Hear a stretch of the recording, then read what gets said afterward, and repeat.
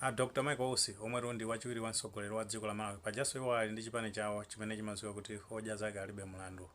Nde tikupa kuti ambiri kutsatira bwino kuti panali pa 29 July 2025 pamene ndithu iwowa amapereka ma nomination papers ku bungwe la Malawi Electoral Commission ku BRCC kuonesa chidwi chofuna zapikisana pa mpando wa mtsogoleri wa dziko. Ndeno pamenepo atafunsidwapo mafunso angapo ndi atolankhani mukuyankha kwa ananena zona kuti boma ndithu ndi lomwelo silimasintha koma amene angasinthidwe ni mtsogoleri. Zimenezo anthu ndithu anaziona ngati kuti Michael Usi ama ndithu kuwukira Lazarus Chakwera omwe ndithu ndi mtsogoleri wa dziko komanso paja ndi chipani chawo cha Malawi Congress Party. Ndeno posatira zimezi tinaona ndithu kuti itayambika nyengo ya kampeni Michael Usi ndithu akhala kuyankhula zambiri zokhuza ndi kuti mboma muli mbava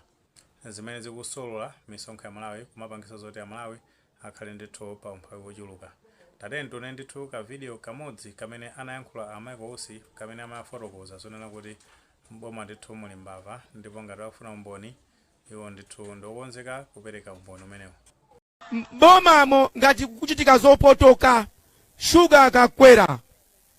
amavulala ndi mmodzi tikamati boma ndilatonse poka anena kuti boma ndilawina wake laina yake ifeyo tisamalankhule tinena kuti ayi boma joji yenu uwe tilipasa tizingoyang'ana koma ngati tili mboma momo zizikuyenda bwino chingakhale mnyumba ana akakhala onse limodzi wina wamusanzache amati iwe watisamira ndi mwano ndiye ndifuna ndibwereze kunena kuti musandinamizire sindikupanga mwano Achakwera ndi president alandira ulemu koma ine zimene ndikulongosola ndi zimene ndikuziona mbomamo ndikulankhula izi moona mtima Allah subhanahu wa ta'ala akundimva mboma muli mbava zoopsa kwa basi. Ndiye ena wina kunena kuti ukamati muli mbava tonse tikuziwa kuti muli mbava koma uzinena ma specific yake. Ine ndine wa ICP, ine ndine wa anti-corruption.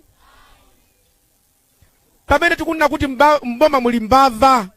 ondifunsa ineyo kuti mbava zake zili kutiko ndiwandale. Chabwino taona ndithu pamenepo zimene akuyankhula Dr. Michael Usi omwe kuti ndi wachiwiri wa mtsogoleri wa dziko komanso ndithu ndi achipani cha hoja zake alibe mlandu ngati president kumeneko. Ndeno potenga ndimene amayankhulira amene Dr. Michael Usi maka ndithu kuloza chala kuti mboma ndithu muli mbava ndikuti nduna zina kaya ndani ogwira ntchito ndithu mboma amenemo akukhuzidwa maka ndithu ndi nkhani zakatangale zimene zikupangisa zoti mavuto ndithu azibwera ku dziko la Malawi ndithu kumasausanzika. Sikuyamba tikumbukanso kuti mu chaka cha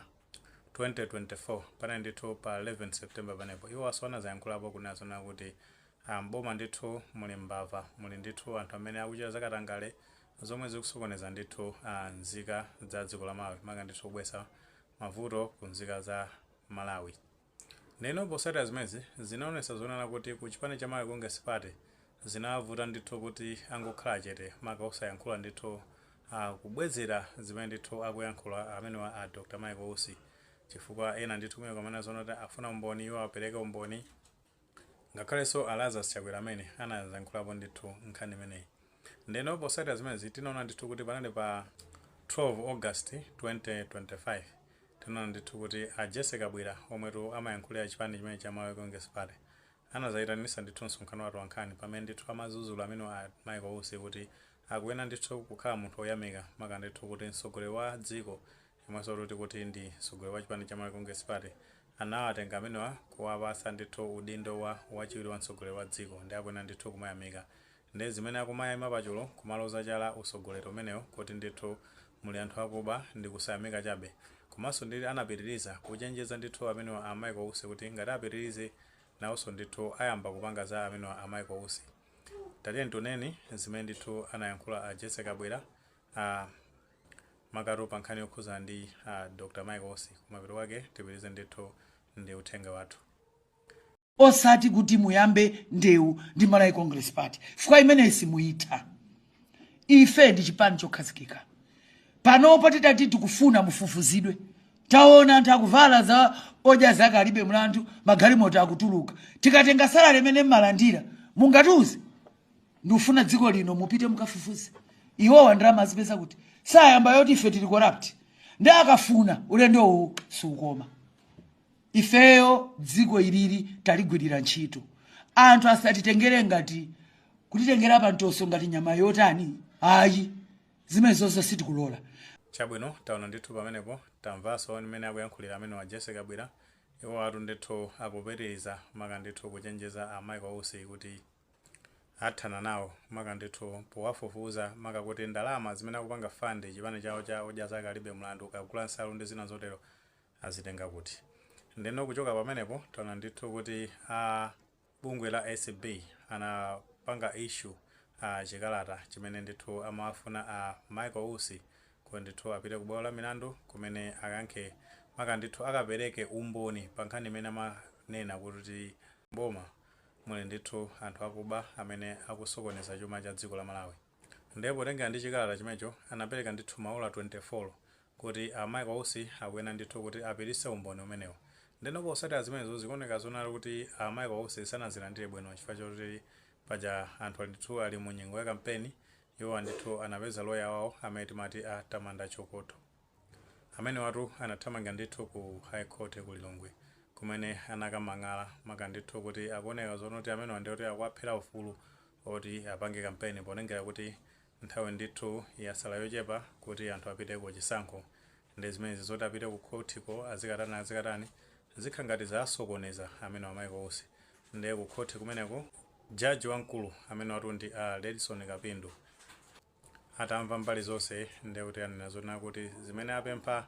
ICB ndi zosatheka maka potenga ndithu kuti ndi nyengo imene ilili komanso a Michael Ousi kuti apite azikayankha milandu imeneyi ndi zikhala ngati zonena kuti awasokoneza kumbali ndithu yopanga kampeni. Ndi kumeneku Tamanda Chokoto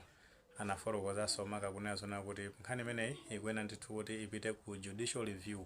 maka potenga ndithu kuti ya Michael Ousi ndi wachiwiri wa mtsogoleri ndetu ali ndi chitetezo china ndi ufuna akayiunikire ndithu kumeneko kumapeto wake aone kuti chisogolo cha nkhani imene chitha kuyenda motani. Ndeno jaji amene wavomera ndithu pempho la amene wakuti nkhani imene ikaunikidwe ndithu ku judicial court komanso zimene anapempha ACB kuti mu maola 24 apereke ndithu umboni a Michael Ousi ndi zinthu zoti zopanda nzeru zongofuna ndithu kuwasokoneza amenewa. Ndi imene anthu ambiri akuona ngati kuti ndi tactic imene ndithu achipani cha Malawi Congress Party akugwisa ntchito maka pofuna ndithu kuthana ndi a Michael Ousi maka potenga ndi imene anayankhulira a Jessica Bwira ambuyo.